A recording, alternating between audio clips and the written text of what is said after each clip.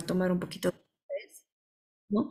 Y justamente lo que él plantea es que hay una noción de intencionalidad etapista, o sea, de ir superando etapas para ir a un horizonte y una proyección ideal, digamos, ¿no?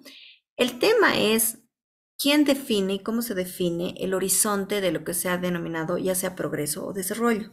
Y vamos a ir viendo un poquito la historia de cada uno de estos conceptos, ¿no? El concepto inicialmente de progreso en el caso de los griegos tuvo relación mucho con el tema de las artes, la ciencia, ¿no? La noción de bienestar, pero asociada a estos elementos.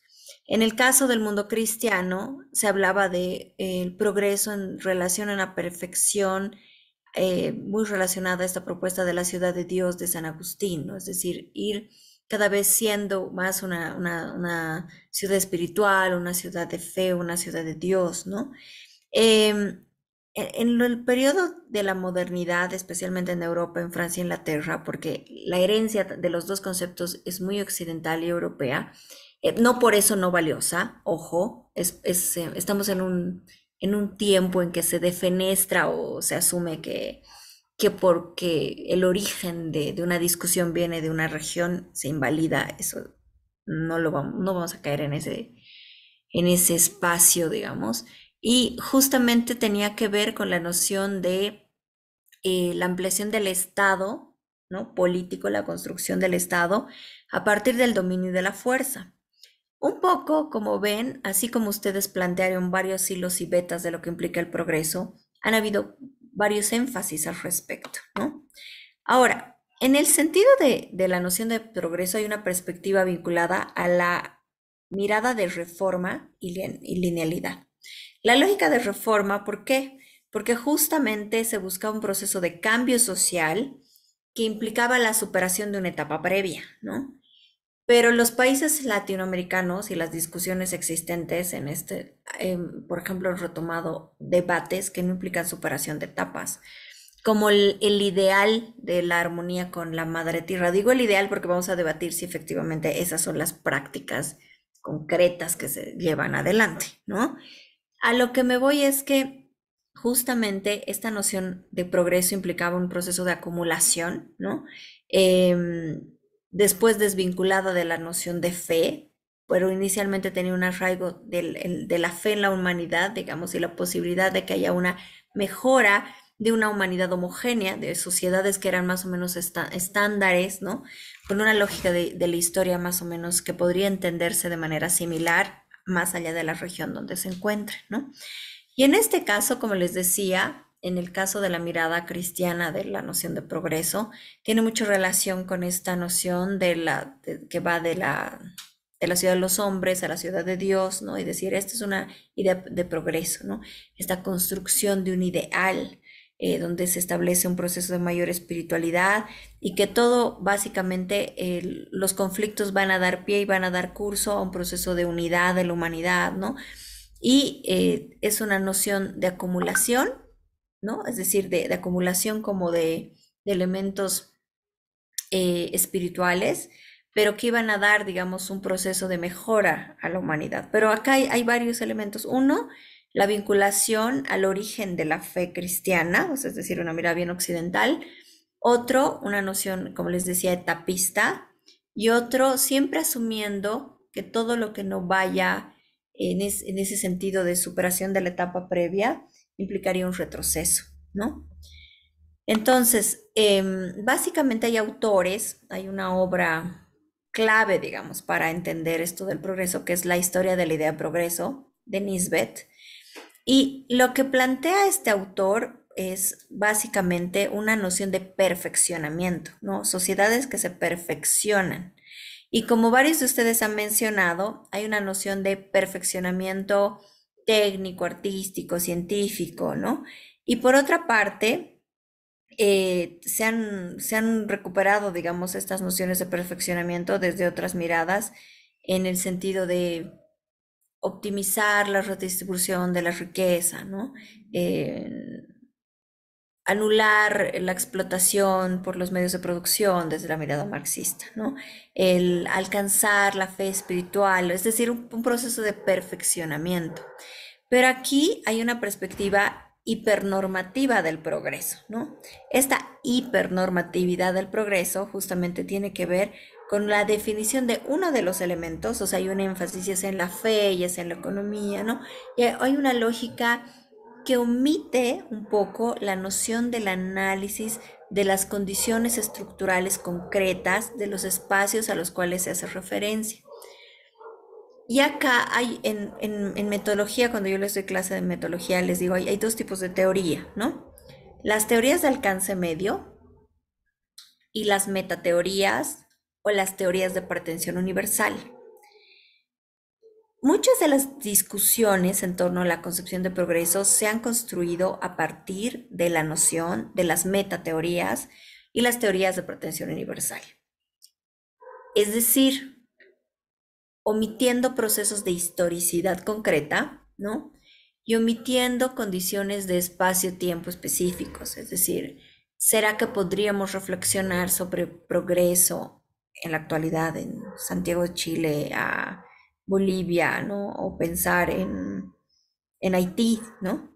Es decir, esta pretensión universal que tiene leyes universales, que tiene una concepción ideal de progreso, omite y descuida estas nociones y extrapola, ¿no? Esta lógica etapista y de linealidad sin tomar en cuenta un proceso de interiorización, ¿no? De las distintas rupturas y continuidades históricas de cada espacio.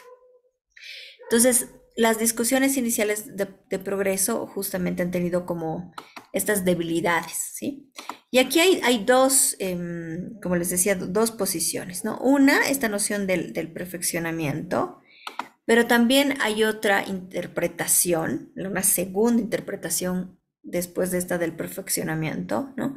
Que tiene que ver básicamente la capacidad de superación que tienen los hombres, que hombres se usaba obviamente como noción de humanidad, y esto podríamos hacer un símil con lo que actualmente se discute en el marco de la llamada resiliencia, ¿no? Pero básicamente, en este sentido, no se hablaba de un perfeccionamiento en sí, perdón, y se hablaba más bien de un proceso de búsqueda de la tranquilidad humana, ¿no?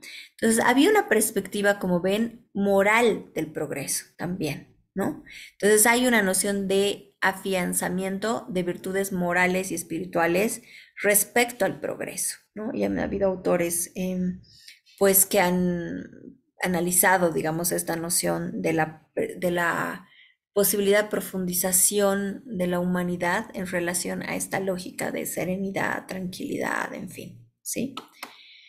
Entonces, actualmente, y bastante, yo diría, más hace varias décadas, se ha discutido esta idea de la fe en el progreso.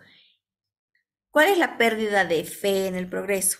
Uno, decir, no existe un solo curso de la historia, ¿no? Sino hay varios orígenes y genealogías de procesos históricos. Entonces no podemos pensar una mirada unificada de progreso, ¿no?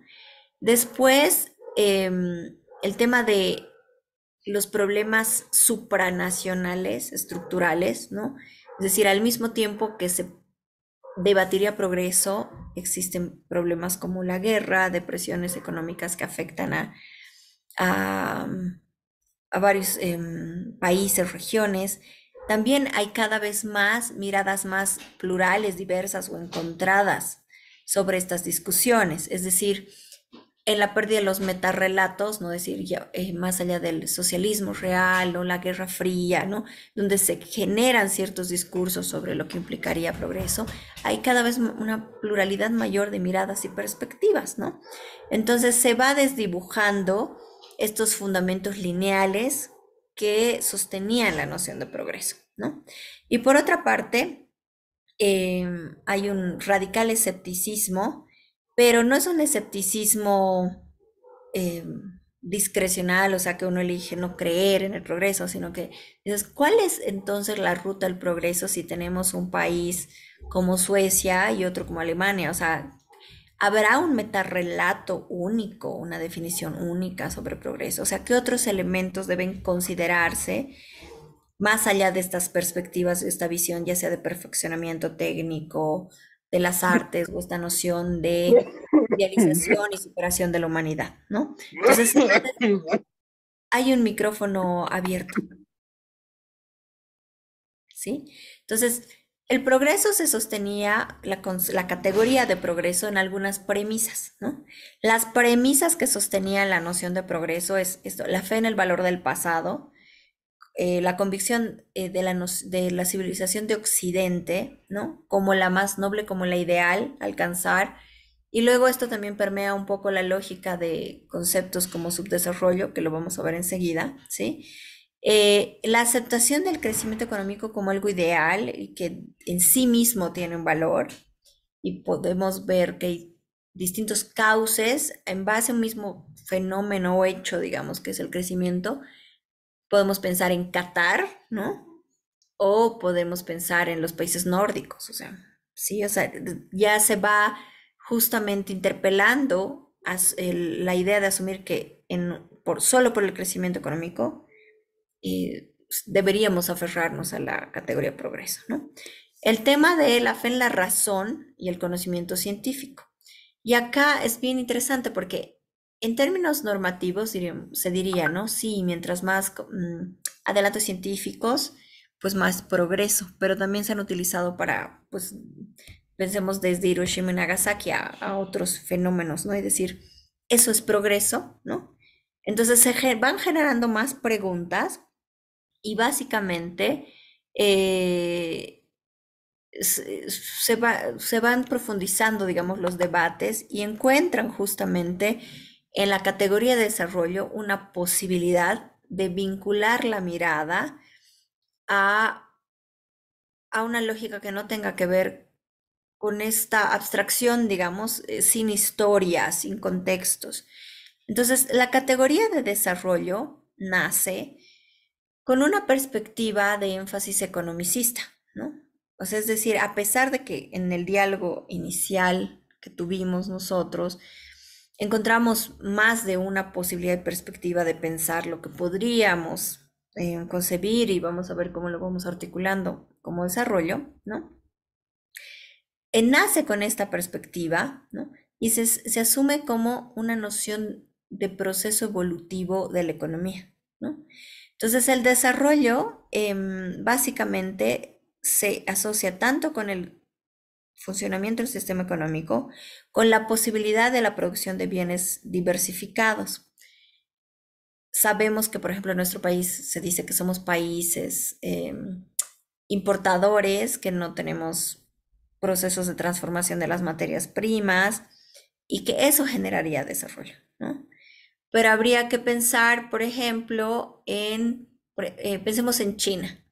Les voy a pasar un texto, una página, un sitio web que me gustaría que revisen, que se llama Sechimex, para quien quiera tomar apuntes, Sechimex, que es un centro de investigación sobre la presencia de China en América Latina, ¿no? Entonces, es un país que produce, que exporta, desde el sentido común podemos ver el Made in China por varios lugares, pero a la vez ha permeado la presencia de obras y megaproyectos o extractivas, como la minería, el mercurio en los ríos que está presente en nuestro país, muchas denuncias en términos de derechos laborales. En Ecuador han habido varios juicios. O sea, hay una presencia en América Latina muy fuerte. Entonces, ¿a qué voy, digamos, con este comentario que luego vamos a fundamentarlo un poco más con la lectura, ¿no? Es decir, por la posibilidad de producir bienes diversificados, estaríamos hablando de desarrollo. Desde una perspectiva puramente economicista, probablemente sí, ¿no? Y también se asocia en este sentido, si pensamos en la producción y pensamos en la mano de obra, se vincula la noción de desarrollo a las oportunidades de empleo, ¿no? Y vienen muchas más cuestionantes que las vamos a ir debatiendo, ¿no? Es decir, por ejemplo, la presencia de maquilas en México o estos espacios de ensamblaje masivos que se dan en la producción de computadoras en las que las personas durante 12 horas de trabajo ven un chip y lo colocan, ¿no?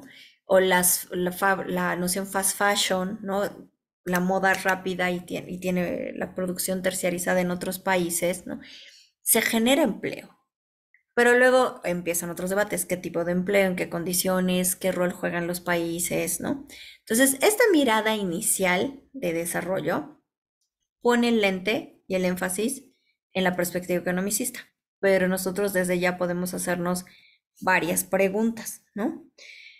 Ahora, un tema importante para debatir y entender la categoría de desarrollo también es el correlato, digamos, el espejo de la categoría de subdesarrollo, ¿no?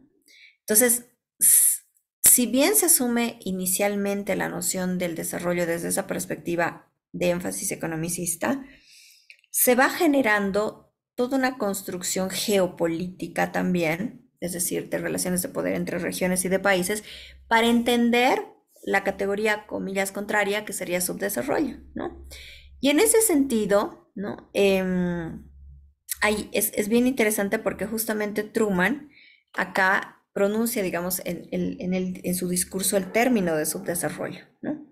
Entonces, ya no son poblaciones sin desarrollo, ¿no? Sino son eh, regiones subdesarrolladas, es decir, las que no están alcanzando un espacio de crecimiento ideal. En economía, no sé si hay economistas por acá, hay un concepto que se llama el crecimiento estacionario, ¿no? El crecimiento estacionario, desde esta perspectiva puramente economicista, dice, los países desarrollados llegan a un punto en que ya no pueden crecer más. O sea, pensemos en lo que ocurre en Qatar, ¿no? En la mayoría de la población, porque sabemos que tampoco se puede pensar de manera homogénea.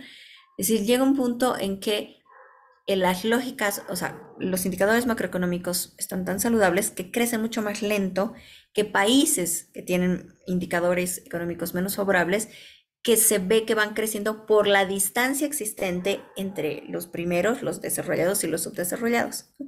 Ellos se estacionan, crecimiento estacionario, o sea, estacionan entre comillas, el crecimiento estacionario como que se va deteniendo, van avanzando lentamente porque ya casi que no tienen tanto camino por recorrer, digamos, ¿no? Y los países, comillas, subdesarrollados, cuando tienen indicadores favorables, se asumen que han crecido más, pero la distancia sigue siendo evidente, ¿no? Pero el concepto de subdesarrollo no lo tenemos que ver solamente desde esta perspectiva economicista y desde pensar cuándo los países pueden alcanzar su crecimiento estacionario, ¿no? Sino también como una categoría geopolítica. O sea, cómo se van tejiendo justamente relaciones de poder pensando solamente en los indicadores económicos y se va asumiendo lo que luego se llama la invención, tanto del concepto subdesarrollo como la invención del tercer mundo, ¿no? Es justo este concepto que se acuña en los años 50, ¿no? El tercer mundo, y luego se va afianzando hasta los años 70, ¿no? Em, es una, es el drama de la historia también, ¿no? Es una lógica que implica una relación de poder. Yo trabajo también temas de género y hay una categoría bien interesante que se llama la identidad autónoma y la heterónoma. La autónoma es la autodefinición, o sea, nosotros definimos quiénes somos, una concepción de comillas, identidad imaginada nacional o no, pero hay países que nunca se han autodefinido y van recibiendo categorías analíticas que son etiquetas que funcionan para posicionarlos geopolíticamente. Es decir, nosotros somos los desarrollados el primer mundo y ustedes son tercer mundo. Y claramente tiene un asidero material, no podemos decir que no. Pero el hecho de la categoría, si lo pensamos, si pensamos que hay un primer mundo, un segundo, un tercero, ¿no? Es decir, algunos pertenecerán al cuarto mundo y cómo los países se van pensando a sí mismos, ¿no? Por ejemplo, en México, donde viví muchos años, asumen que es un país subdesarrollado. Pero si pensamos, por ejemplo, hablando de la educación, en una universidad pública que tiene piscina olímpica reglamentaria, un estadio de fútbol, teatro, cine, escuelas de ballet profesional, orquesta sinfónica, restaurantes con estrella Michelin, etc. Decimos, es el tercer mundo. Entonces, la referencia de la ubicación tiene que ver también con la aspiración de crecimiento y con la concepción de desarrollo, ¿no? En comparación con Bolivia, podemos decir, no, o sea, no es, México no es tan tercer mundo como Bolivia. ¿Y en qué? Pero ¿cuáles son los parámetros de comparación? Entonces, justamente aquí por eso se apela a este concepto de la dramaticidad histórica. Es decir, la noción de subdesarrollo y la concepción de tercer mundo tiene que ver también con una concepción geopolítica, ¿no? Que va afianzando una forma de relacionarse entre los países, ¿no? Entonces, por eso existen definiciones geopolíticas que involucran a unos y vetan la participación de otros, o cuyo peso, digamos, vale menos en las definiciones internacionales, ¿no? Y además, no sé si esto voy a abrir el debate, más allá de la teoría, permea las subjetividades. ¿A qué? Subjetividades quiere decir el cómo nosotros entendemos nuestros propios procesos sociopolíticos, ¿no?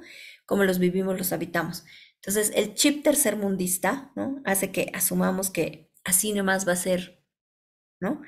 Porque la categoría de tercer mundo no solamente tiene que ver con el análisis de las condiciones estructurales, sino tiene que ver con cómo se van edificando relaciones de poder entre países cuando se está debatiendo desarrollo. O sea, no solamente con el horizonte de hacia dónde vamos y si estamos creciendo económicamente o no, desde este nacimiento economicista de la categoría de desarrollo, sino también con cómo se piensa un país a sí mismo y cómo se posiciona respecto a los vínculos con otros países que permean las relaciones internacionales, los acuerdos bilaterales, en fin, ¿no?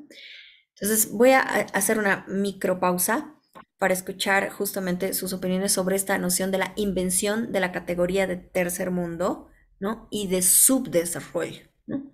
Si quieren lo pueden ejemplificar con el país o con algún país de la región, o sea, cómo permea las posiciones y formas de negociación de los estados, o las políticas públicas, o las subjetividades de las personas, ¿no? No sé si alguien quiere participar al respecto. Porque estoy haciendo mención, ¿no? Sobre esta noción de invención del tercer mundo. A ver, ¿quiénes están? Karen Rodríguez, buenas noches. Karen, Sí, doctora. Karen, ¿Me escucha? Karen. Sí, sí, sí. Oli, ¿Escuchó Karen como la invitación? ¿Qué le dice Sí, sí, sí. usted en términos teóricos, ¿no? Analíticos, esta idea de la invención del tercer mundo y la categoría subdesarrollo?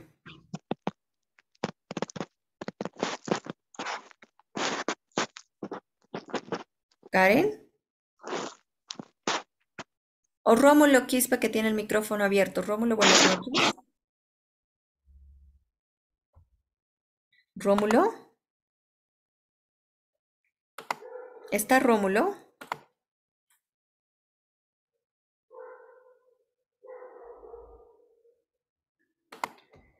Nada, no está Rómulo. Karen tampoco contesta. A ver, Freddy, Paco. Freddy, buenas noches. Freddy, sí, hola, ¿cómo está, doctora? Buenas noches. ¿cómo está? Buenas noches. ¿Escuchó a Freddy?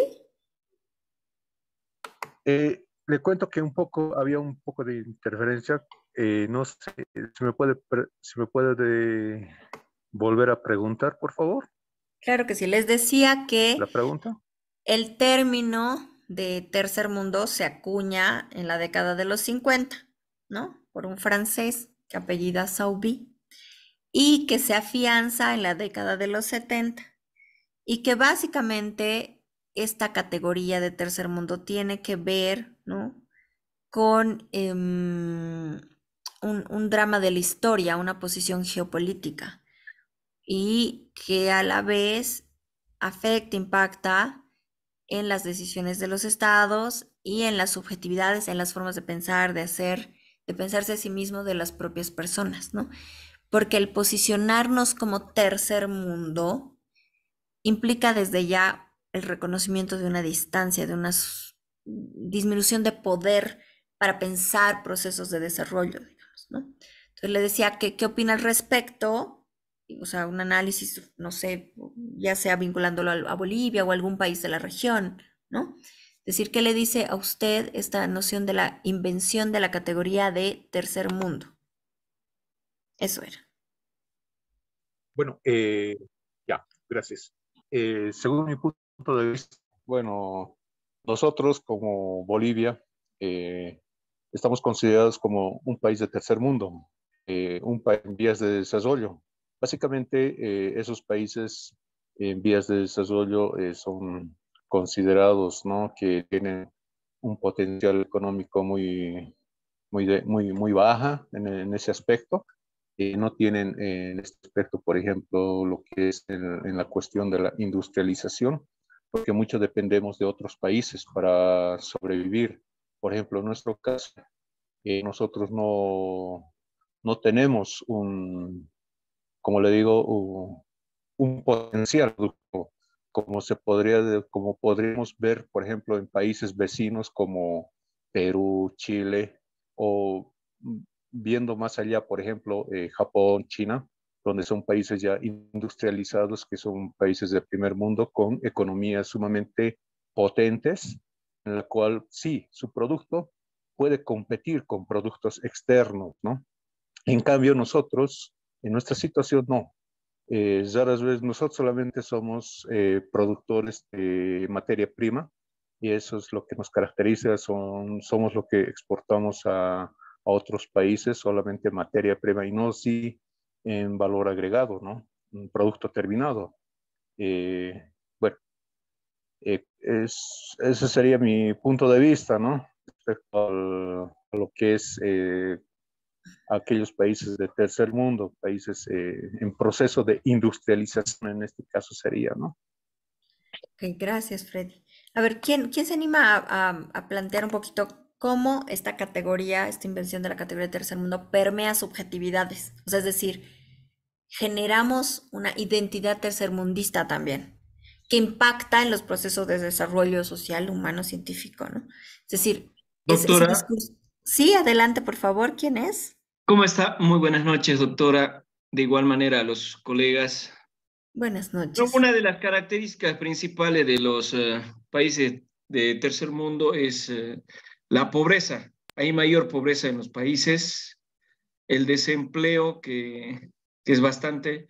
Si vemos en Bolivia hay bastante desempleo comparando con otros países quizás más desarrollados, como hacía la comparación con Chile, digamos. En Chile hay más empleo, que Chile quizás no está, digamos, en el mismo desarrollo, está más desarrollado quizás que Bolivia. Comparando con Japón, con otros países, quizás europeos o asiáticos, tienen mayor desarrollo, ¿no? Son autosostenibles esos países. En cambio, nuestro país no es autosostenible por el hecho de que nosotros dependemos de los recursos naturales. El momento que se corten los recursos naturales, Bolivia se va a ir abajo, como muchas veces decimos, ¿no? Y está en ese camino de la inflación, a pesar de que nos muestran datos que no estamos, ¿no? Con una inflación alta a comparación de otros países. Y bueno, la subvención, tal vez porque están subvencionando, digamos, la gasolina y otros mecanismos se está utilizando el gobierno para que no haya esa alta inflación. Pero el momento de que quizás no haya esas subvenciones, entonces va a llegar ese momento de las inflaciones altas, ¿no? Para nuestro país, porque es dependiente solo de los recursos naturales. Eso es solo lo que quería aportar, doctora. Perfecto. Muchas gracias. Mire, les voy a pasar una lectura complementaria. Es larga, o sea, es un libro, no les voy a pedir que lean las 400 páginas, pero es un libro de referencia para debatir estos temas, ¿no? Se lo estoy poniendo acá en el chat, ¿sí? Este libro, a ver, se los voy a mostrar un poquito porque es importante que cuando estemos trabajando estos conceptos también desmoronemos las teorías más tradicionales sobre estas categorías, ¿no? Entonces, acá este es un libro interesante, no les digo que estén de acuerdo, pero sí da hilos críticos muy importantes, que se llama La invención del tercer mundo, justamente, ¿no? Entonces, acá nos muestra justamente cómo se va construyendo este concepto de desarrollo, pero también cómo podemos deconstruirlo e interpelarlo. Porque después de la Guerra Fría se va generando también esta noción de cuáles son los países desarrollados y del primer mundo, ¿no? Y cuáles son los países del tercer mundo. A lo que me voy la provocación iba a que esta categoría también ha producido relaciones concretas de dominación y de relaciones de poder disímil entre países, ¿no? No solamente la raigambre colonial, pero no estoy hablando de la colonialidad de cómo se maneja acá, sino quiero extrapolarla a nivel mundial, digamos, ¿no? Es decir, no solamente los países que fueron colonia, ¿no? Y que fueron desocupados de manera tardía, debate también la mirada, por ejemplo, occidentalista, y se pone ahora mucho en escena el rol del orientalismo, es decir, una lógica de desarrollo pensada desde el mundo oriental, ¿no? Una mirada de desarrollo que pueda retomar también los debates que se dan en África, por ejemplo, ¿no?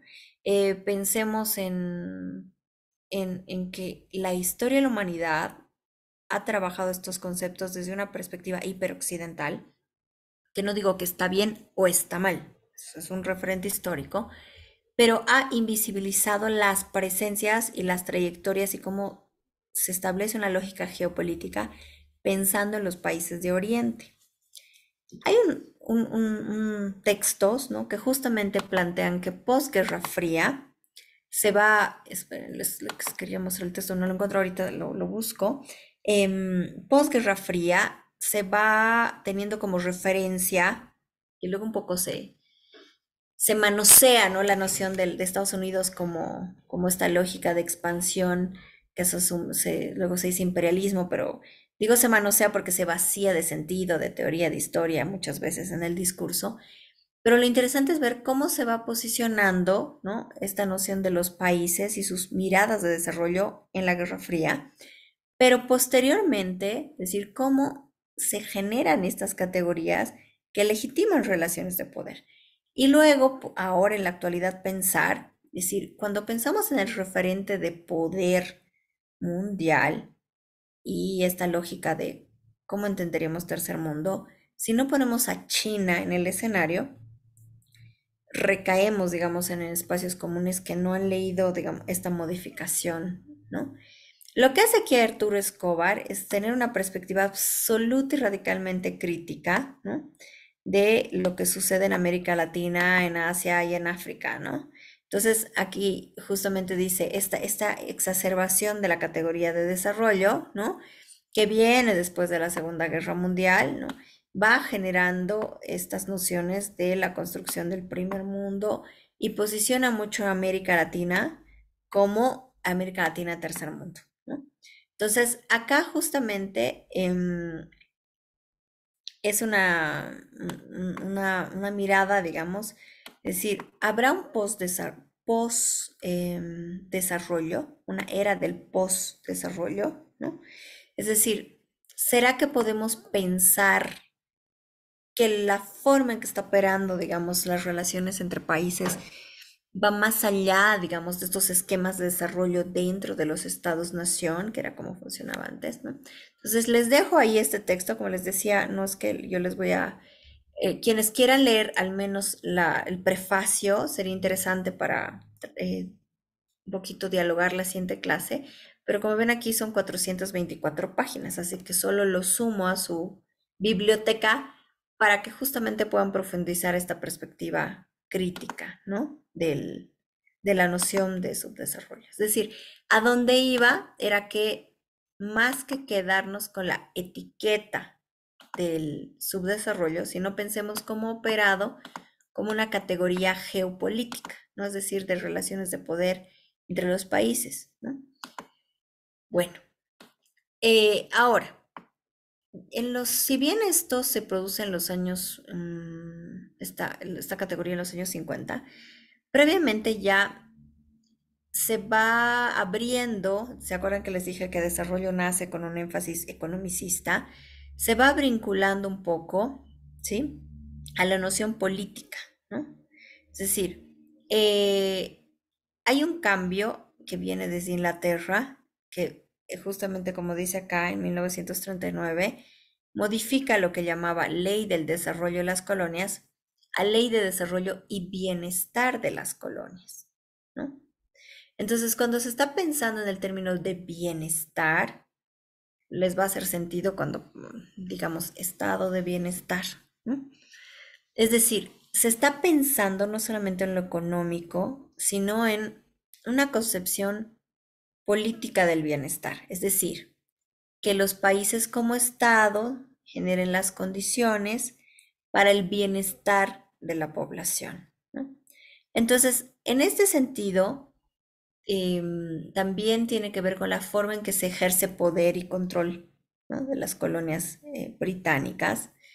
Por ejemplo, en la India, porque hay varios teóricos críticos que evidencian esta invisibilización de Oriente, ¿no? Pero decir, es importante homologar el nivel de civilización con el nivel de producción. Entonces, aquí justamente la meta tiene que ver con un proceso civilizatorio que también se ha discutido, ¿no?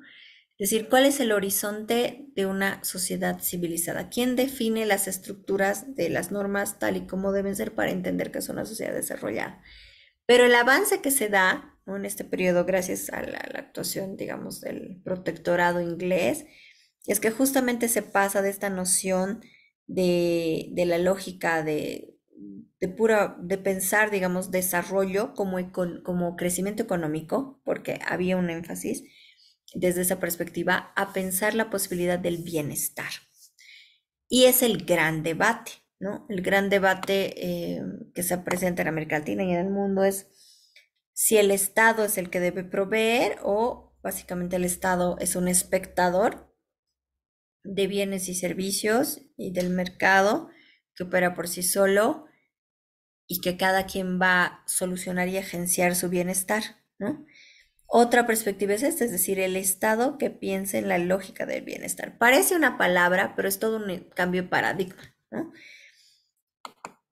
Ahora, viene después, en décadas posteriores, justamente en los 50, 60, la noción de las necesidades básicas, ¿no? Entonces, de tener una perspectiva puramente economicista, se va abordando la concepción de las necesidades básicas y de poner al centro la noción de la distribución de los beneficios del crecimiento.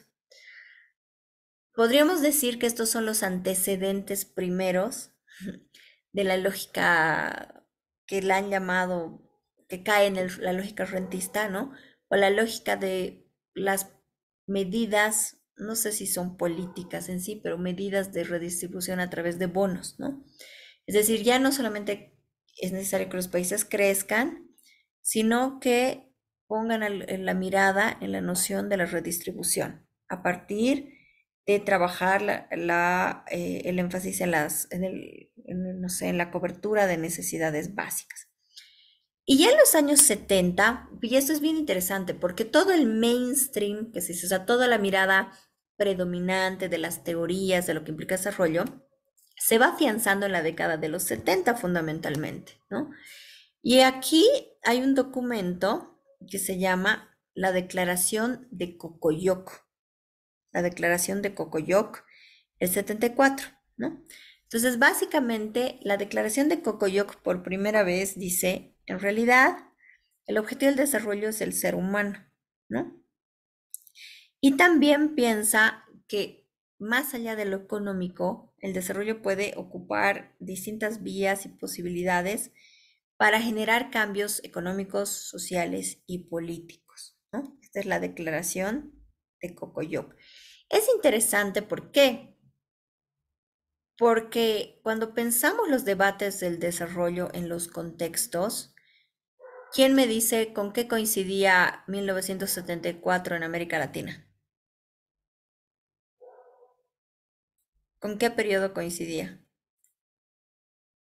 ¿En qué etapa histórica? ¿Qué estaba sucediendo en América Latina en los setentas?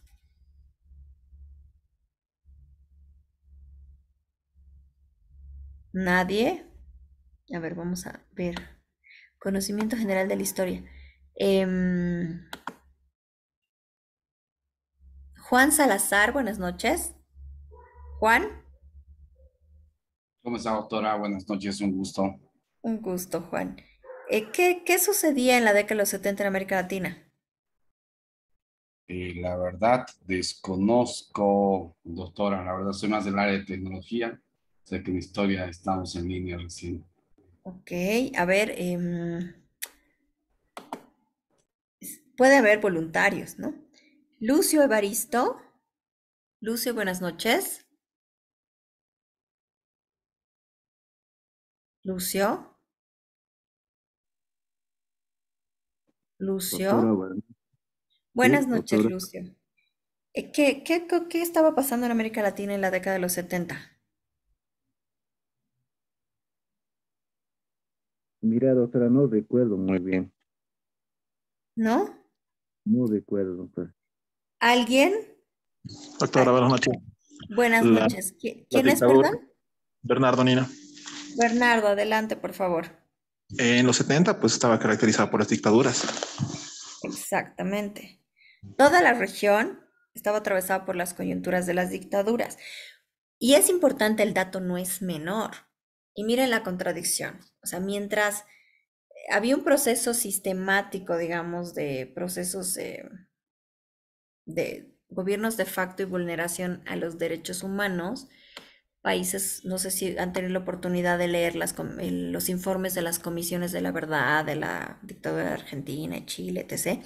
Al mismo tiempo que se generaban los procesos de vulneración a derechos humanos, genocidios, violencia del Estado, en fin, pero con miles y miles de muertos, eh, coincide con que la perspectiva de desarrollo, ¿no?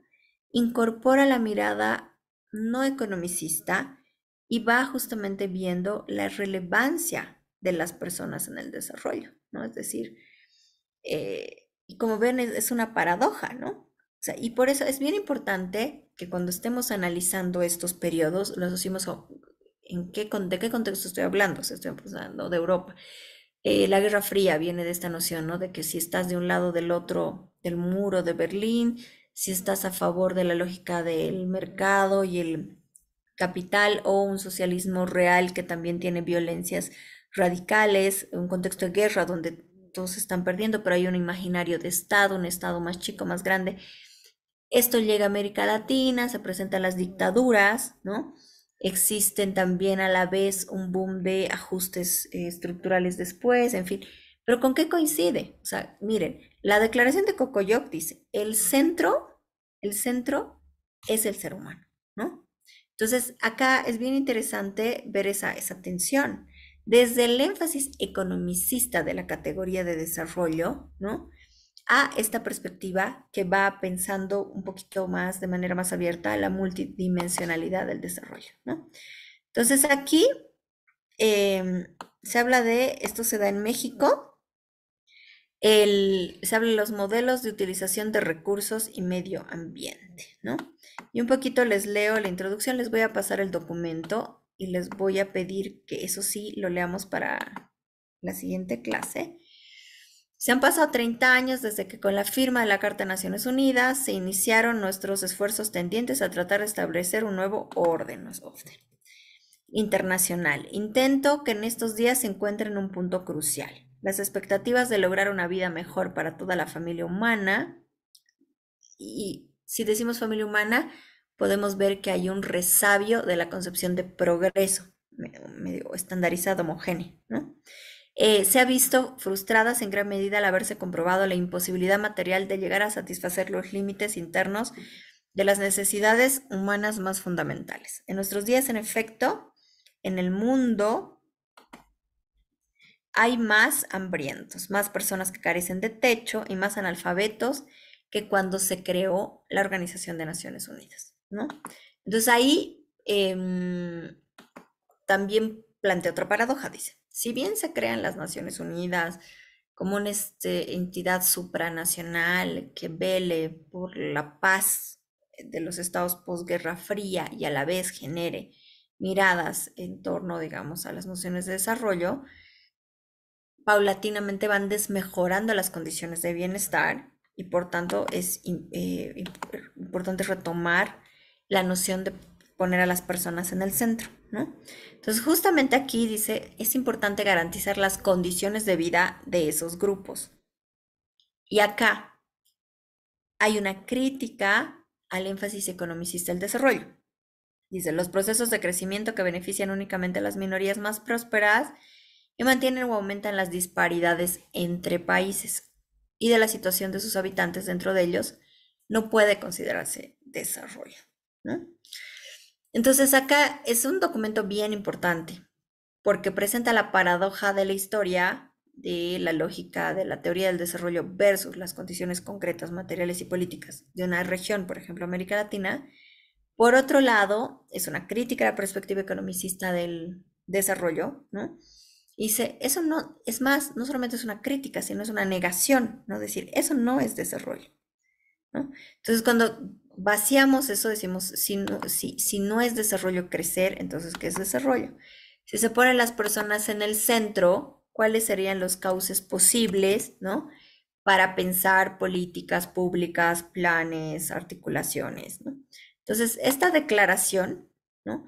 Va abriendo la puerta justamente a debates posteriores y como ven, es en la década de los 70, inclusive se va poniendo, digamos, todo el énfasis en las llamadas teorías del desarrollo, ¿no? Y en este caso, pues coincide con esto, ¿sí? Ahora, hay diferencias entre las teorías tanto de crecimiento como de desarrollo económico, como hemos visto. La noción de desarrollo que se plantea en esta declaración de Cocoyoc no abandona la perspectiva homogénea, ¿no? Lo interesante de esto es que, miren, a veces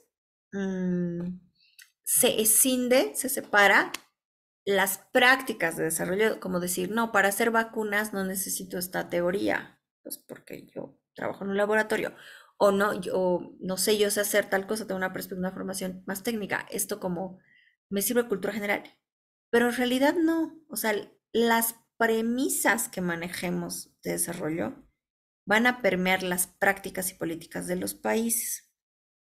Les doy un ejemplo muy concreto. Yo doy clase en la carrera de arquitectura, en antropología del socioespacio. Les digo. Un país que reflexiona sobre las memorias de la historia, las memorias en plural, y la relevancia de un patrimonio no occidental, sino un patrimonio también ancestral, y también sobre la lógica de los conocimientos generacionales de la alimentación. Tiene un resultado un país que tiene un centro histórico como la Ciudad de México, pueblos mágicos que preservan el patrimonio, pirámides y un trabajo arqueológico sustentado por el Estado. ¿A qué me voy? Que estas discusiones teóricas y estas premisas se permean en las prácticas y proyectos y políticas. Cuando pensamos que la categoría de desarrollo o de crecimiento o de progreso son neutras, no estamos reflexionando sobre cuáles son las premisas y el sedimento de las prácticas que llevan adelante los países. Entonces, más allá de esta declaración, pues hay, como vieron, dos vertientes, ¿no? Una que tiene mucho peso en esta perspectiva económica, ¿no? Y tienen su raíz en la mirada neoclásica, la economía neoclásica. Y yo diría que la economía es la ciencia más dura de roer, que admite menos críticas porque tiene una pretensión de objetividad, pretensión de cientificidad, pero no hay una reflexividad tan abierta para pensar cuál es su relación con la historia, con la geopolítica, aunque claramente hay un montón de investigaciones y estudios que sí lo hacen, pero es una ciencia que se asume, digamos, que se construye desde esta perspectiva de la noción de cientificidad, ¿no? Entonces, en este sentido, todo lo que se ha debatido por desarrollo antes de esta declaración de Cocoyoc, tiene esta relación con la productividad, con la inversión, con el crecimiento, ¿no? Y el subdesarrollo sería la etapa inicial para pensar, digamos, a largo plazo un proceso de desarrollo. Y es bien interesante porque nosotros tenemos distintas edades, yo tengo más de 40, quienes tienen más dirán, desde que tengo su razón, el país se asume como subdesarrollado, entonces pasa medio siglo, pasa, ¿no?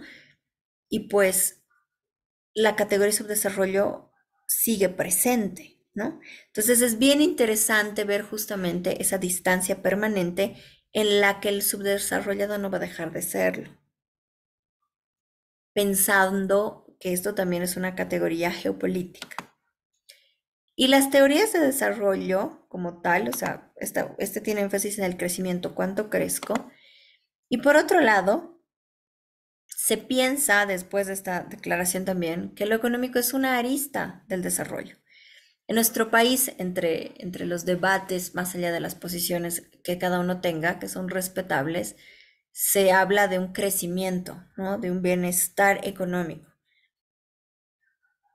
Pero toda la teoría de desarrollo ya ha ampliado, no quiero decir superado, sino ampliado el horizonte de la mirada en términos teóricos y también prácticos, porque no hay práctica neutra, salvo que no se haya reflexionado o analizado o leído o revisado la historia.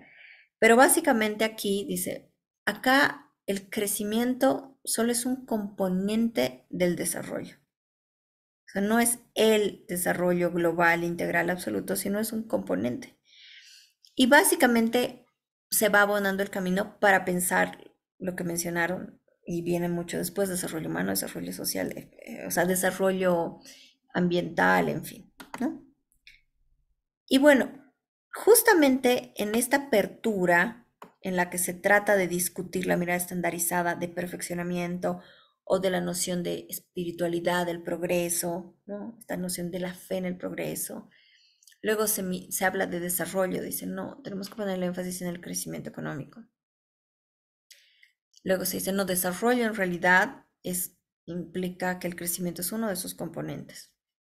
Y Cocoyoc en los 70 dice, vamos a poner a la humanidad en el centro. Pero se abren varios enfoques y miradas. Por eso cuando decimos, yo recuerdo con un colega del doctorado que entrevistó a un político conocido en nuestro país, el político decía la democracia, la democracia, la democracia. Y yo al final le dije, pero ¿cuál es su concepción de democracia? Porque no hay una sola mirada, ¿no? Son varias.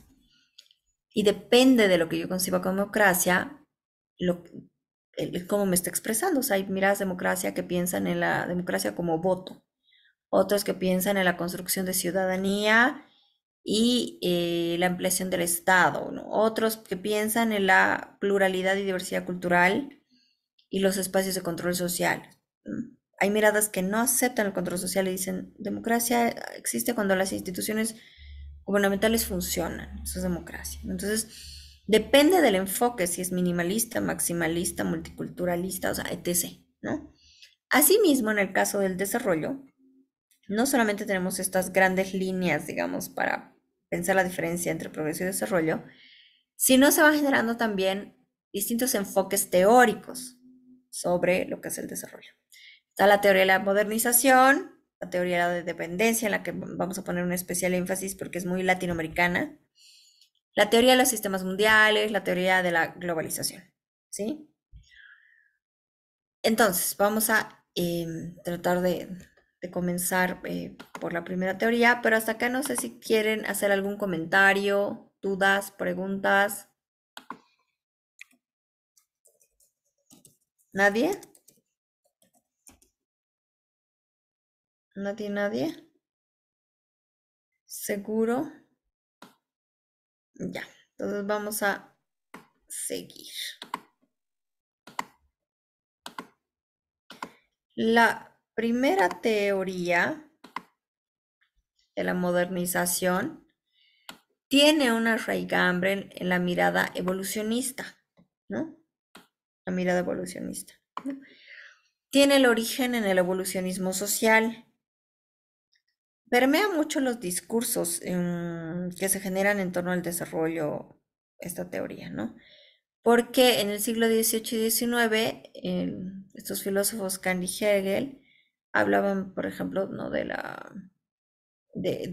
Cuál es en el caso de Kant, ¿no? La razón instrumental, es decir, cuál es la posibilidad de pensar justamente las nociones de una razón instrumental en la que se van asumiendo y buscando los beneficios articulados a un proceso de cambio social, ¿no? Esta noción de evolucionismo o darwinismo social implica sí la superación de la etapa, ¿no? Y estas etapas tienen que ver con cómo se concibe la noción civilizatoria. Las sociedades tradicionales y las sociedades modernas. Entonces, desde esta mirada, el desarrollo estaría pensado en miras de superar, casi que eliminar de manera implícita, las formas de hacer, de pensar, de decir de las sociedades tradicionales. Esto desde la sociología, por ejemplo, en todos los sociólogos clásicos, ¿no? Durkheim, Max Weber, ¿no? O sea, todos tienen una perspectiva de la modernidad, o sea, todos hablan de las sociedades tradicionales y las sociedades modernas, ¿no? Y las sociedades modernas justamente tienen también varias contradicciones, ¿no? Pensemos, no sé, en el uso de insecticidas y el desplazamiento de poblaciones enteras por la monoproducción de soja en Paraguay, ¿no? Pero es una superación de la sociedad tradicional, ¿no? Desplazamiento territorial. O pensemos en la política de tierra arrasada del militar Ríos Montt en Guatemala, donde hay una política sistemática del Estado para ocupar las tierras de los pueblos indígenas no vinculados a ningún partido, que van trasladándose de un lugar a otro, y la política se llama tierra arrasada, y es una forma violenta de proceso de modernización, ¿no? Es decir, vamos a eliminar rastros de sociedades tradicionales y modernas. Acá es bien importante en nuestro país especialmente no casarnos con el discurso sobre la modernización, sino en realidades concretas. No es lo mismo un grupo de indígenas vinculados a un partido que está en el gobierno a un grupo de indígenas sin ningún poder partidario ni político gubernamental. No podemos homogenizar, así como no podemos homogenizar Occidente como se homogenizó en la perspectiva de progreso. No podemos homogenizar la historia de los pueblos indígenas de América Latina, que pueden tener similitudes, pero también diferencias bien concretas para pensar esto, ¿no? Entonces, es una lógica de superación de etapas de las sociedades tradicionales, esta mirada de sobrevive el más fuerte, pero desde una perspectiva de eliminación, digamos, de las sociedades tradicionales. En este sentido, es en el siglo XX, ¿no? Donde se van pensando esta noción de continuum, perdón, aquí me comí una T, ¿no? Un continuum que va desde lo folk a lo urbano, ¿no? Desde las sociedades llamadas iletradas hasta las letradas y heterogéneas, ¿no? Y hay un antropólogo que se llama Malinowski que justamente dice, es un tránsito que va desde las sociedades de necesidades básicas a las sociedades organizadas política y culturalmente. Aquí podemos decir, o sea, se está pensando en necesidades básicas no cubiertas, insatisfechas, sociedades tradicionales que llegan a establecer estos procesos de sociedades organizadas política y culturalmente, ¿no? En este sentido,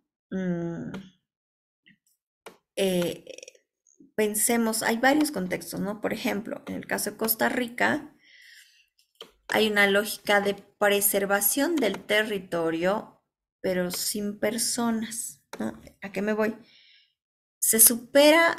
Se conserva las formas de hacer de las sociedades tradicionales, el café, la relación con la naturaleza, muchos hoteles verdes, ¿no? Grandes. Si ustedes buscan hotelería Costa Rica, o hotelería verde Costa Rica.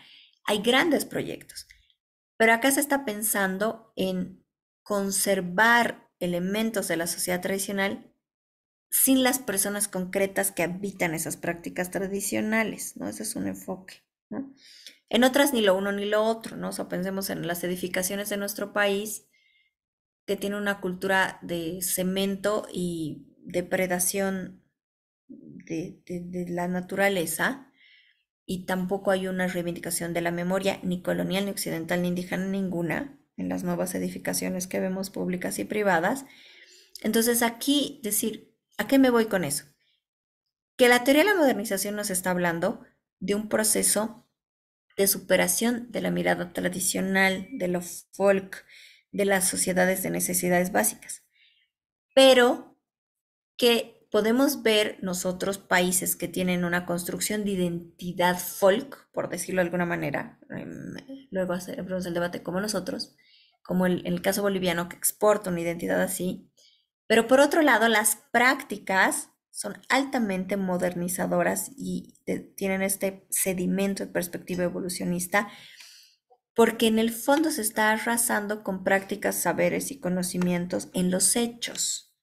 O no sé si ven alguna construcción preservada de vernácula o de política de preservación de materiales orgánicos en toda una comunidad como proyecto de desarrollo, ¿no? Es decir, ¿a qué me voy con eso? Cuando nosotros pensamos en las teorías y hacemos un símil con los ejemplos, decimos, a ver, una cosa son los discursos hegemónicos de cada país sobre qué piensa su horizonte de desarrollo. Y otra cosa son las prácticas concretas vinculadas al desarrollo que tienen sedimentos. En algunos casos tendrán un sedimento de progreso. Es decir, aquí esta persona me está hablando desde una noción de progreso, una idealización de la humanidad, una estandarización, una lógica lineal y etapista, ¿no? Acá, en el fondo, me están diciendo que hay una preservación de sociedades tradicionales, pero hay unas prácticas altamente modernizantes en las que sobrevive el más fuerte y hay una paulatina eliminación de los conocimientos locales, ¿no? Por ejemplo, no sé cuánto de pesca quede en un río seco como el Pilcomayo, y en fin, ¿no? Es decir, hay prácticas de modernización, ¿no? Muy ad hoc a esta perspectiva. En este sentido, básicamente, ¿cuál es el espejo de este enfoque? O sea, las prácticas, cuando nosotros decimos, y ojo, moderno o modernidad, desde el sentido común se usa como un adjetivo valorable, ¿no? Que moderno. Pero desde una perspectiva teórica e histórica, o sea, la modernidad es depredadora, en el sentido de que se omite no solamente la naturaleza, sino la memoria, los saberes locales, es decir, no, eso es retraso. Podrían ver, no sé quiénes conocen Colombia y sus pueblos turísticos o conocen el caso de México los pueblos mágicos. Los pueblos mágicos, les comento un poco, son pueblos que reciben esta etiqueta como parte de una política pública en la que se incentiva a los pueblos a que preserven su arquitectura, sus relatos tradicionales, su cocina con servicios que tengan una lógica local e internacional, ¿no? Que conserven el material, la piedra, el adoquín, etc. ¿A qué me voy con eso? Que hay una reivindicación de lo tradicional para insertarse en circuitos de modernidad global, es decir, recibir más turistas. Pero no es una modernidad radical, o sea, no es una modernidad que vamos a poner cemento, vidrios con reflejo, porque eso es el horizonte del desarrollo. ¿A qué me voy con esto? Que cuando decimos moderno, en el sentido común podemos usarlo como un adjetivo positivo, pero como vemos, los sedimentos y la lógica es una perspectiva evolucionista, darwinista, a la que no le interesa la preservación de memoria, historia, de conocimientos de ningún tipo, ¿no? Sino es una estandarización de la modificación de las sociedades tradicionales. Por eso viene con estas ideas de urbanización, industrialización, ¿no? Secularización, la racionalidad. Claramente las sociedades que han afianzado, digamos, estos procesos coinciden con tener una diversificación y una diferencia social interna mucho mayor. Las sociedades tradicionales tienden mucho más a la homogeneidad, como nosotros, ¿no? Que todo el mundo habla de un japonés o de coreano, no sé, una persona. Hablan, la agenda permea, o sea, así a la gente le interese o no, hay un único tema posible. Tendemos más a ser una sociedad tradicional por los procesos de homogeneidad y estandarización. Las sociedades que tienen esta perspectiva de horizonte de modernidad tienden a ser mucho más diversificadas. Pensemos en sociedades cosmopolitas o las megalópolis como Ciudad de México o como Nueva York. Es decir, ahí cuando yo digo la fe, no sé si estoy hablando de budismo, de ser Hare Krishna cristiano o como musulmán, ¿no? Entonces, la noción de la modernidad tiende a la diversificación de referentes, pero a un proceso de industrialización, pero también como una aspiración de desaparición o superación de la sociedad tradicional, ¿no? Entonces, se asume a veces que el desarrollo vendría con un símil de la noción de modernidad, ¿no? Ahora, los quiero escuchar, porque si no siento que hablo sola. ¿Ustedes qué distinción harían entre este concepto de modernidad desde el sentido común? No es una asociación moderna. ¿Será que en Bolivia se permea la idea de desarrollo con esta lógica de modernidad que en la práctica genera desaparición de la memoria, de la naturaleza, de la historia, como aspiración de desarrollo? ¿O no? ¿Cuál es su posición al respecto? A ver, Edwin Apaza, si hay voluntarios, sería fantástico. Edwin Apaza, buenas noches. Edwin, ¿está Edwin? Edwin, ¿no está Edwin? A ver, Néstor Suxo. Néstor, Doctora, buenas noches. Sí, gracias adelante, por por la favor. oportunidad. Quizá dos aspectos, doctora. Uno a nivel, digamos, desde la ideología a nivel mundial y otra local, como usted ha preguntado. Esta idea de la modernidad conlleva a varios críticos, ¿no? Desde Habermas, pasando por los teóricos de la Escuela de Frankfurt, ¿no? Que han cuestionado la excesiva, diríamos, aspiración de la racionalidad supuesta, teorizada por los franceses, ¿no? Como Diderot, Pascal, Descartes y compañía. De tal suerte que esta praxis de la razón no solamente se ha establecido a nivel, digamos, de la industrialización en esa época, sino que ha germinado en un poder racional, ¿no? De ahí que estos autores han criticado fuertemente cómo es que un Estado como el que se tenía la presencia de Hitler ha tratado de matar en nombre de la razón a miles de judíos, ¿no? Y por otra parte, esta racionalidad también atrapó al asalto, bueno, que hubo en términos ideológicos del 17 de octubre, a partir de los bolcheviques en la ex Unión Soviética, que también criticó fuertemente Marcuse en su texto El marxismo soviético, ¿no?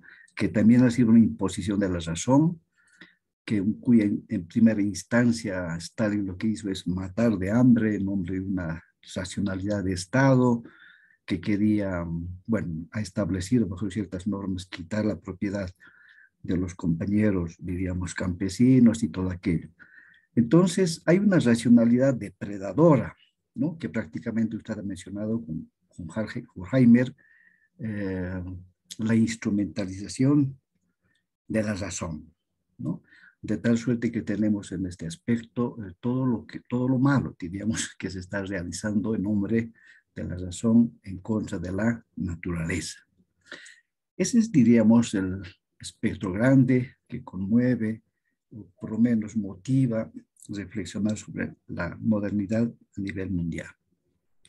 En el nuestro, quizá desde una visión muy práctica, es esta la relación que ejercen nuestros municipios, ¿no? Las alcaldías, que piensan porque llevan el cemento a la plaza y lo van a asfaltar es sinónimo de progreso, es sinónimo de desarrollo. Y como que nosotros que hemos heredado una memoria de la colonia, a veces esto lo ponemos en la primera página de los medios de comunicación, como que si es tan importante el haber cementado una plaza y no incorporan los municipios lo que se llama el desarrollo humano, ¿no? ¿Qué estamos haciendo en el aspecto de la salud, de la educación? Hay varias noticias sobre feminicidios, infanticidios, y que esto tiene que ver en el ámbito de la educación, ¿no? Y de acuerdo a ciertas normativas, como la ley de municipalidades, pues incorpora, ¿no?, la forma como el desarrollo humano tiene distintas diversificaciones que son, diríamos, espacios como para que los municipios puedan precisamente desarrollar esta sociedad, ¿no?, donde están enclavadas, pero por suerte, diríamos, que a la sociedad también le gusta que una plaza esté cementada, pero por contrario, tenemos una naturaleza aquí en Oruro, yo radico en Oruro, ¿no? Tenemos todos los ríos, ¿no? Plagados, pero de minerales que están matando a la naturaleza, a los animales. Ya no hay precisamente lo que se llama vida, ¿no? Aquí tenemos varias instituciones en Oruro que levantan la voz, pero el municipio, perdón, el Estado absolutamente nada o casi nada, ¿no? Tiene como misión para tener políticas de desarrollo. Lo mismo diríamos en el ámbito local de la gobernación, ¿no?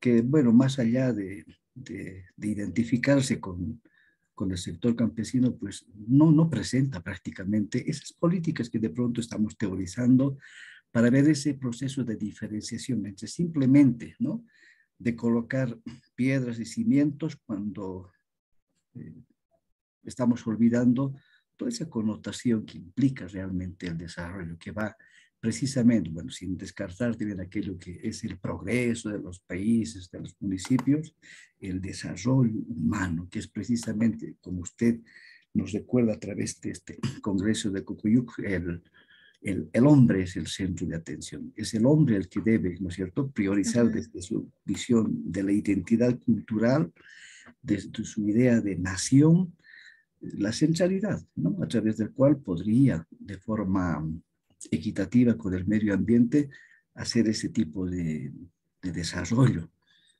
pero no, diríamos, enclavado desde una visión totalmente economicista, ¿no?, que es la que actualmente de pronto el gobierno, cualquier estado, es una escala, es un nivel de medición para decir que un país está en un nivel de desarrollo cuando vemos en las calles una miseria, pero tan atroz que permite al menos reflexionar en estas clases, doctora. Muchas gracias. Muchas gracias, muchas gracias.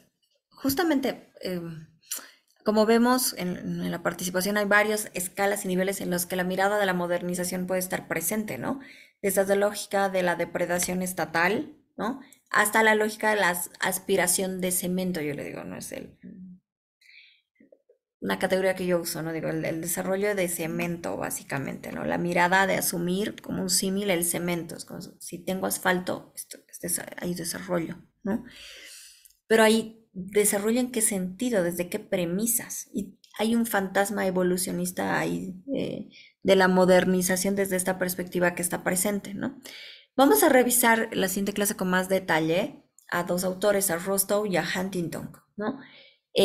Rostow y Huntington han sido como los teóricos, digamos, relevantes en en esta corriente del desarrollo y de la modernización. Justamente acá, Huntington es uno de los primeros que asocia además la modernización con el tema del Estado, o sea, de lo político más bien, ¿no? Dice, es importante relacionar también la lógica de la modernidad con la estructura política, ¿no? Y es necesario pensar el desarrollo político, ¿no? Y la categoría que usa es la de cambio político, ¿no? Entonces, en las sociedades tradicionales también hay una estructura, pues, pensemos, ¿no?, como las autoridades comunitarias, decir, no, pero decir, el desarrollo político tiende justamente a establecer estas nociones modernas que superan esas lógicas tradicionales, que posibilitan esquemas de participación y estabilidad política, ¿no? Entonces, Huntington involucra, relaciona la noción de modernización asociada al desarrollo con el desarrollo político. Uno de los términos que incorpora en esta perspectiva de modernización relacionada al desarrollo político es la de grado de gobierno, ¿no? Entonces, básicamente, dicen, es importante la preservación del orden político. Entonces, la lógica de orden tiene que ver también con esta noción de desarrollo. Y aquí hay varias miradas, ¿no? Es decir, en el caso del desarrollo no económico, digamos, o inclusive las medidas económicas que tienen los gobiernos, tienen que ver más con las políticas de desarrollo o con las irrupciones movilizatorias de crisis y conflicto social y político, ¿no? En respuesta a eso, o sea, Huntington dice, es importante pensar desarrollo también asociado a la lógica del orden político, ¿no? Entonces, se asocia desarrollo desde la perspectiva modernizante con la lógica del orden estatal desde la perspectiva de la democracia occidental, ¿no? Y cuando digo occidental, esto yo de ninguna manera es un adjetivo peyorativo, nada. O sea, en nuestro país todo sirve para generar dicotomías, ¿no? Estás en un bando o en otro, no. Es decir, efectivamente decir occidente, vamos a escudriñar continuidades, rupturas y decir a qué se refiere, ¿no? La lógica de orden es la presencia del Estado y justamente los sedimentos y fundamentos que de manera explícita o implícita se trabajan para tener políticas de desarrollo, ¿no? Y en este caso, la modernización para Huntington pasa por la noción del orden político, o sea, decir, un país moderno tiene la lógica del orden. En América Latina podríamos pensar lo que se ha debatido, salvo los últimos años de arduos conflictos sociales en Chile, ¿no?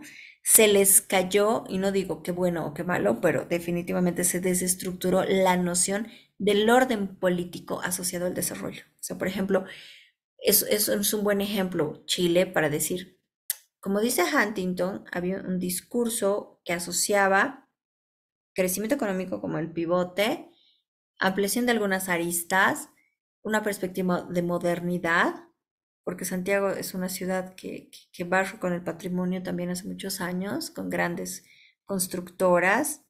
Paz Froimovich, si ustedes buscan Paz Froimovich, Santiago de Chile, van a ver que es un mismo edificio en distintos lugares, y también la vincula a la noción del orden político, o sea, como lógica de modernidad y desarrollo, ¿no? Nuestro país es el otro polo para pensar las tensiones y contradicciones al respecto, aunque podríamos ver que esta lógica desarrollista modernizante en la infraestructura, por ejemplo, está siendo muy parecida a la de Santiago en el sentido de la depredación de la memoria y la naturaleza. Grandes centros comerciales de cemento, edificaciones sin plantas y demolición del patrimonio, ¿no? Como desarrollo. Pero por otro lado, una antítesis en el correlato que tiene con la noción de orden político como estabilidad y gobernanza y eso, ¿no? Entonces Huntington dice, para pensar modernidad tenemos que pensar en orden. Entonces hay una asociación directa. Pero como decía nuestro colega, estos debates también tienen una perspectiva crítica, ¿no? Entonces justamente acá la crítica de la modernización de la modernidad inicia mucho con la escuela de Frankfurt, justamente, y va planteando este autor, Hans Jonas, las nociones de la ética de la responsabilidad. Es decir, ¿qué pasa con las concepciones ecologistas, conservacionistas, ¿no? Entonces hay ya otros autores que interpelan esta mirada única de la modernidad, ¿no? Entonces, ¿para qué conservar? Mejor borrar, ¿no? O sea, es decir, destruimos una casa en Sopocachi, La Paz, los que no son de La Paz, y hacemos un edificio, ¿no? ¿Para qué preservar el centro histórico? Pues demolemos. ¿Para qué preservar un jardín? Ponemos una obra, ¿no? Entonces, esta lógica de modernidad es una lógica de poder, ¿no? Edifica quien vence en las posibilidades de consumo, o sea, la lógica del crecimiento. pero a la vez necesita tener un orden, una estructura. Pensemos en los debates actuales que han habido en la alcaldía sobre la ordenanza. Necesita una estructura de orden político que vaya en sintonía con esta lógica de modernización. Entonces podemos ver varios espejos ahí relacionados al respecto, ¿no? Entonces el primer enfoque de desarrollo ha sido trabajado desde la teoría de la modernización, y para no sumar, me voy a quedar en este enfoque. Y les voy a pedir, les pasé el link, que lean la declaración de Cocoyoc. Lo que vamos a hacer al principio de la siguiente sesión es dialogar, debatir al respecto. Les voy a pedir que pongan mucha atención en la agenda de la plataforma para ver pues el tema de los trabajos y todo. Hay lecturas complementarias también ahí. Lo que quiero que veamos, como ven, es primero que ustedes vayan asociando en qué periodos históricos se van generando estos debates, cómo podemos entender un mix de decir aquí hay elementos de la teoría de la dependencia, siguen vivos los elementos del discurso de progreso lineal, estandarizado, esta noción de la aspiración, del perfeccionamiento humano, ¿no? ¿Qué elementos tenemos de esta modernización que pretende superar como no deseable el esquema de las sociedades tradicionales, una mirada darwinista?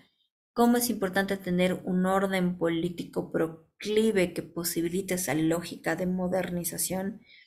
Asociamos modernización como un valor per se en sí mismo, pero hay que tener una capacidad crítica y reflexiva sobre lo que implica la modernización, que vamos a ir escudriñando con mayor profundidad, ¿sí? Entonces, les voy a igual mandar al chat un video complementario. Les pido que lean la declaración y nos veríamos la siguiente sesión, ¿sí? Me voy a quedar ahí para no sumar contenido y que podamos hacer los énfasis correspondientes. Les quería comentar, pues están ahí las pautas y las formas de evaluación. Es un módulo que quiero que lo vean desde una perspectiva aplicada, o sea, es decir, una vinculación de la teoría con los datos, ¿no? Entonces, hay las preguntas o en el trabajo final, que básicamente es un ensayo, que nunca hagan apreciaciones de opinión. Obviamente en el aula las estamos haciendo, pero todo tiene que ser, yo le llamo un respiro con evidencia, ¿no? Es decir, cualquier afirmación sobre cómo funciona América Latina, qué pasa en Bolivia, tiene que tener datos, fuentes, evidencia, ¿no? Entonces vamos a vincular los enfoques teóricos que vayamos viendo con la evidencia de datos históricos y de procesos para que podamos entender, digamos, este vínculo, porque si no pareciera que los debates sobre el desarrollo son puramente filosóficos y no es así, o sea, se han cristalizado y materializado de distintas maneras y también con similitudes en las prácticas de los estados en el continente, ¿no? Entonces, sería eso y nos vemos la siguiente sesión. ¿De acuerdo? Les pido a quienes no han prestado atención aquí al chat, aquí hay dos links. Uno es la crítica de la invención de tercer mundo, que es Arturo Escobar, que es un libro de 400 páginas. Es para quienes quieran realmente profundizar esto en detalle. Y el segundo link es sobre la declaración de Cocoyoc que acabamos de ver en clase, que va incorporando la mirada más allá de lo economicista para pensar el desarrollo. ¿Alguna duda, consulta? ¿O todo queda clarísimo? Doctora, buenas noches. Buenas noches. Pamela Laura de habla de Sucre. Pamela, buenas noches, adelante. En mi caso voy a relacionarlo con el tema de la arquitectura, ya que es mi profesión y ya estuve viendo algunas analogías en lo que usted ha mencionado, entonces me parece muy interesante. Y quería pedirle que por favor podría enviar el segundo link nuevamente, ya que se me cortó un segundito la comunicación y ahora ha desaparecido. Quería copiarlo y ya no está. Claro que sí. A ver, voy a tratar de copiar todo así como estaba. Y aquí está. Ahí están. Ahí está Pamela. ¿Sí? Muchísimas gracias y perfecto. Un gusto igual. Entonces nos vemos el miércoles, ¿verdad? Está así en nuestra agenda. ¿De acuerdo? Sí, ¿verdad? Que este es el miércoles.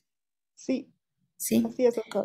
Bueno, entonces nos vemos el miércoles, que les pido que hagan la lectura y mejor si lo vamos debatiendo, ¿no? Porque hace falta debate en nuestro país sobre este punto con evidencia y fundamentos teóricos, ¿no?